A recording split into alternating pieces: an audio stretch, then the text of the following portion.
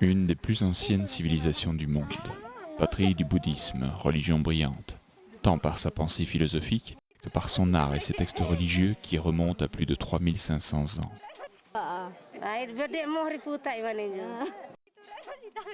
Enrichie dès l'Antiquité par le commerce du luxe, telle nous apparaît l'image de l'Inde.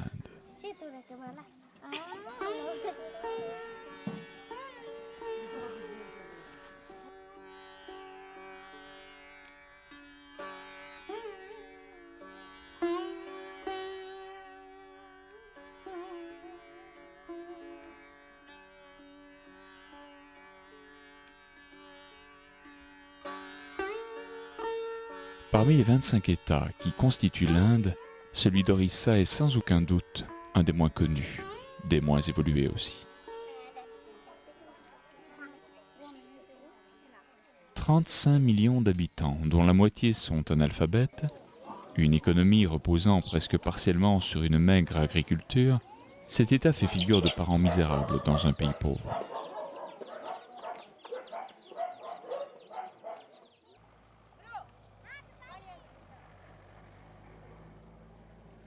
Malgré ses longues plages de sable blanc, ses beautés naturelles et ses temples remarquables, l'Orissa reste paradoxalement boudé par le tourisme. Comme chez tous les peuples primitifs depuis la nuit des temps, c'est au bord des fleuves et à proximité des points d'eau que les indigènes ont bâti leur village.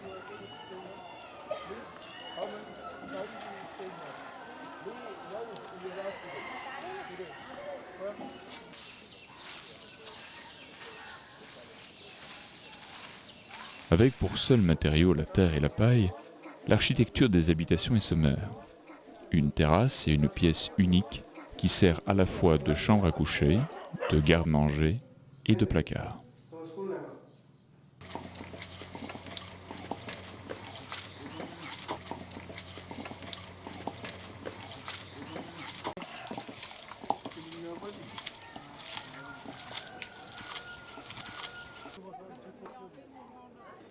La préparation et la cuisson des repas se font à l'extérieur.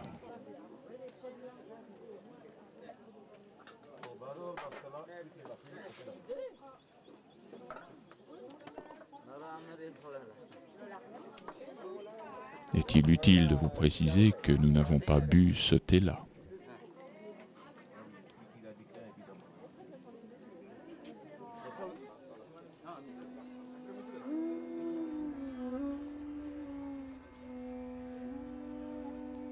Les villages les plus favorisés s'alignent le long du littoral du golfe du Bengale.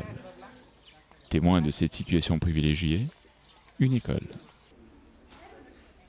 Il suffit d'en pousser la porte pour comprendre que maîtres et élèves ont beaucoup de mérite à s'appliquer dans de telles conditions.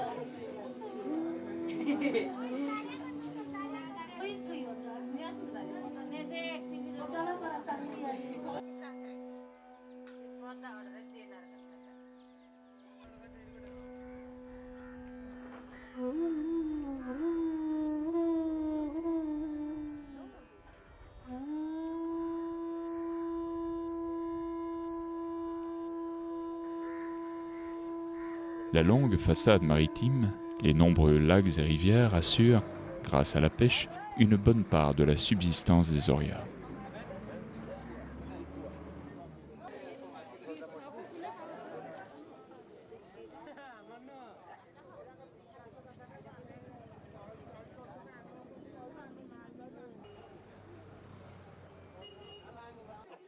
Il se dit même qu'ils sont passés maîtres dans l'art de préparer le poisson, mais vu les conditions de conservation, notre prudence nous a interdit d'y goûter.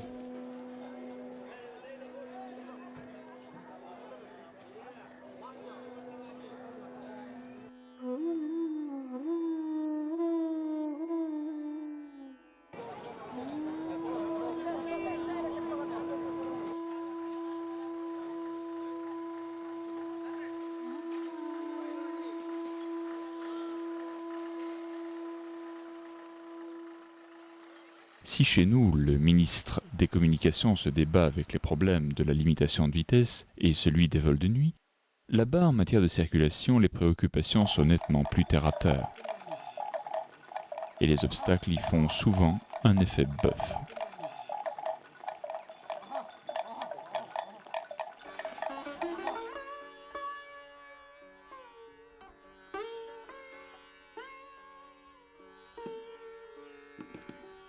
Les alluvions charriées par les grandes rivières fertilisent en permanence les terres agricoles.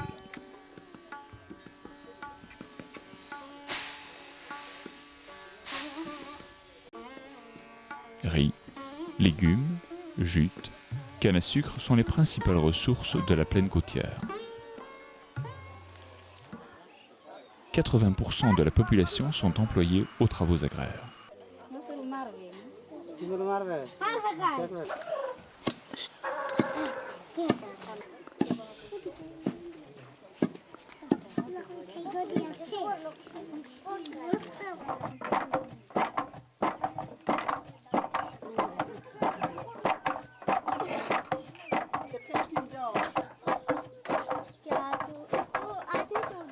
À l'âge où nos enfants quittent à peine l'école, nombre de petits Indiens sont déjà à la tâche.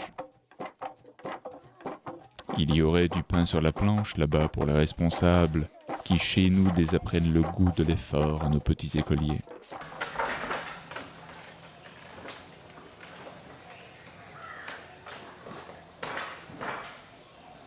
Tournant le dos au littoral, nos pas nous conduisent sur l'immense plateau de jungle et de forêt où abondent les animaux sauvages.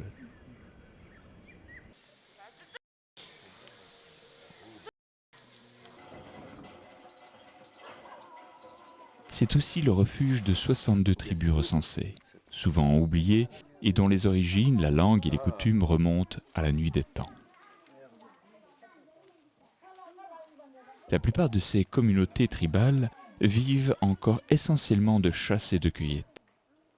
Dans ces conditions, vivre, c'est survivre. Mais en dépit de leur dénuement, ils sont riches de leur culture ancestrale.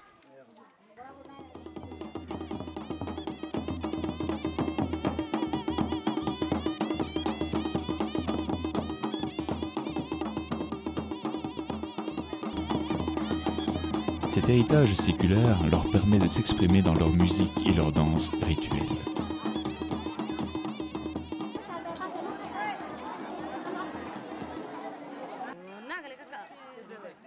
Les Kandas vivent dans les monts du sud de l'Orissa. Cette tribu de souche dravidienne compte plus d'1 million d'individus.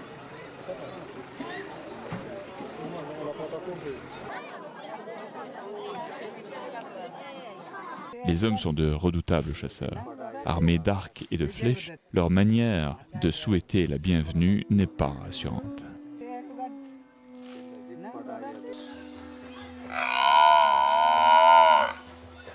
Afin de s'assurer de bonnes récoltes, cette tribu s'est longtemps adonnée à la pratique de sacrifices humains.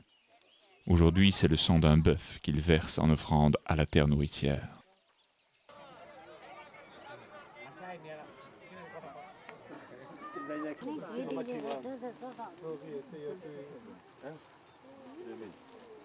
Plus primitive encore est la tribu des Bonda, plus fascinante aussi. Ceux qu'on appelle le peuple nu vivent dans les montagnes à plus de 1000 mètres d'altitude.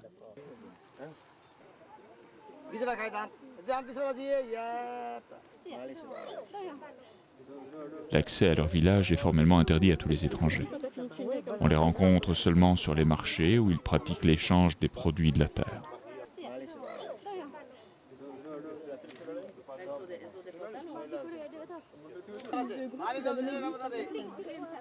La présence d'un policier local, souvent corrompu, et celle d'un guide indien sont néanmoins indispensables. Pour les appareils photo et les caméras, la discrétion est de mise. Le risque est grand de provoquer la réaction de ces hommes réputés pour leur grande agressivité et leur pulsion homicide.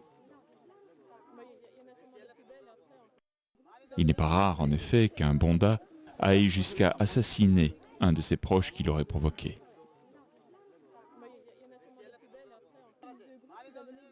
Les femmes, quant à elles, se distinguent plutôt par leur prévoyance, dirions-nous. Elles épousent des gamins de 7 à 8 ans qui auront encore des bras vigoureux lorsqu'elles seront vieilles. Voilà une forme d'épargne-pension à laquelle nos économistes distingués n'ont pas pensé.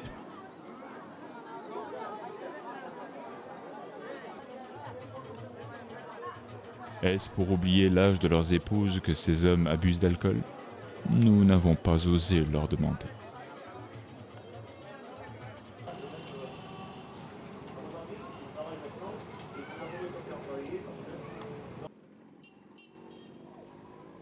Il serait hypocrite de dire que l'Orissa est un État en voie de développement. Il est carrément sous-développé, dans une nation de près de 800 millions d'habitants, mais dont le produit national brut dépasse à peine celui de notre petite Belgique.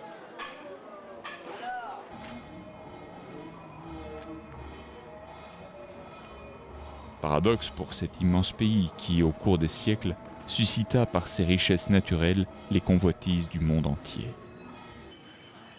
Paradoxe pour une nation qui, aujourd'hui, possède une industrie de pointe, maîtrise l'énergie nucléaire et compte quelques grands noms de la physique atomique. Si la misère reste omniprésente au pays des Maharajas, c'est que d'une part, la démographie est galopante et que d'autre part, il existe une énorme disparité de revenus. La moitié de ceux-ci sont appropriés par 10% de la population.